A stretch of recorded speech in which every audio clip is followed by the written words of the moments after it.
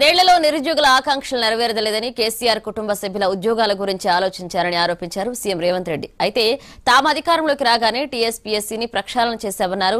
త్వరలో 10,000కు పైగా పోలీసు ఉద్యోగ నియామకాలు చేపట్టనున్నట్లుగా స్పష్టం చేశారు సీఎం రేవంత్ రెడ్డి. కవిత గారిని అక్కడ ప్రజలు ఓడిస్తే కన్న తండ్రిగా కేసీఆర్ కు దుఃఖం వచ్చింది. ఎంబడే తన కూతురికి శాసన మండలి సభ్యురాలుగా తిరిగి ఉద్యోగం ఇచ్చుకున్నాడు తప్ప మా స్టాఫ్ నర్సులైన మా చెల్లెళ్ల ఉద్యోగాల గురించి ఒక్కసారి కూడా ఆలోచన చెయ్యలే. నేను అడుగుతున్న ప్రతిపక్ష నాయకుడైన చంద్రశేఖరరావును, ఎప్పుడు నీ కుటుంబము, నీ బిడ్డ, నీ కొడుకు, నీ అల్లుడు వాళ్ళ ఉద్యోగాల గురించైనా నీ ఆలోచన? 10 సంవత్సరాలు సుదీర్ఘంగా ఎదురు చూసిన విద్యార్థులు మీరు కంకణ బద్దులై మీ ఉద్యోగ ఉపాధి అవకాశాలలో మిమ్మల్ని మోసం చేసిన వాళ్ళ యొక్క ఉద్యోగాలు తొలగించడంతో ఈ రోజు మీ ఉద్యోగాలకు ఉన్న అడ్డంకులు తొలగిపోయినాయి. అడ్డంకులను తొలగించి ముందుకు వెళ్లాలని ఆలోచన చేస్తుంటే ఇంకొక పక్కన నీ అల్లుడు ఈ రోజు ప్రభుత్వం మీద వీళ్ళకు ఉద్యోగాలు ఇవ్వాల్సిన అవసరం లేదన్నట్టుగా మాట్లాడుతుండు. మీరైనా పిలిచి మీ అల్లుడికి గడ్డి పెట్టండి.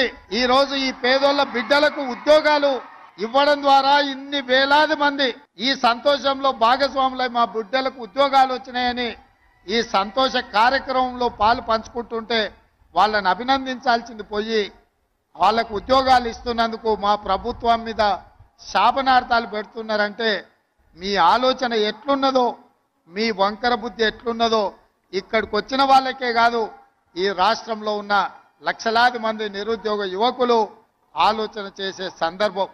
ఈ తెలంగాణ నిరుద్యోగ యువకుల యొక్క కళ్ళల్లో సంతోషం చూడడానికి మా ప్రభుత్వం కట్టుబడి ఉన్నది. తొందరలోనే తెలంగాణ పబ్లిక్ సర్వీస్ కమిషన్ ద్వారా నియామకాలు,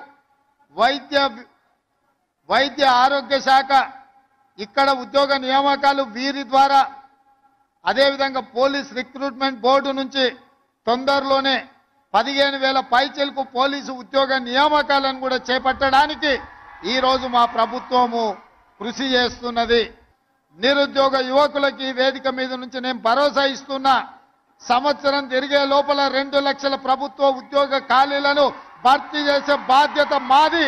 మీ కళ్ళల్లో ఆనందం చూసి ఫామ్ హౌస్ లో ఉన్న వాళ్ళు కుళ్ళుకున్నా, వాళ్ళ కడుపులో దుఃఖం పొంగి పొర్లినా, వాళ్ళ శాపనార్థాలు ఎన్ని పెట్టినా ఒక్క మాట చెప్పదలుచుకున్నా, పిల్లి శాపనార్థాలకు ఉట్టి తెగిపడదు. హరీష్ రావు గారు పొట్టోని పొడుగోడు కొడితే పొడుగోని పోచమ్మ కొట్టిందంట.